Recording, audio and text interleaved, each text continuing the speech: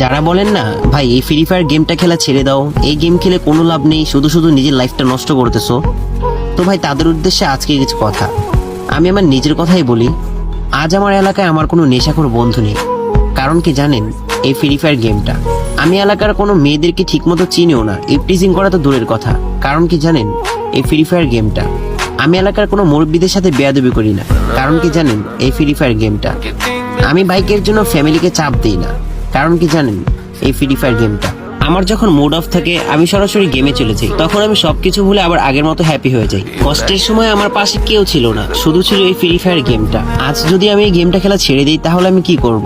নিশ্চয়ই এলাকার বন্ধু বান্ধবদের সাথে আড্ডা দেওয়া শুরু করব, আর বন্ধুদের সাথে আড্ডা দিতে গেলে তো একটু নেশাবানি করাই লাগে। তো আস্তে আস্তে আমি নেশাখোর হয়ে যাব, বন্ধুদের বাইক থেকে জিলাস ফিল করবো, দেন পরিবারের কাছে এসে আবার বাইকের জন্য চাপ দিব, এলাকার মেয়েদেরকে ইপটিজিং করা শুরু করব। তো ভাই আমি গেমটা খেলে অন্তত এই সমস্ত কাজ থেকে তো বিরত আছি।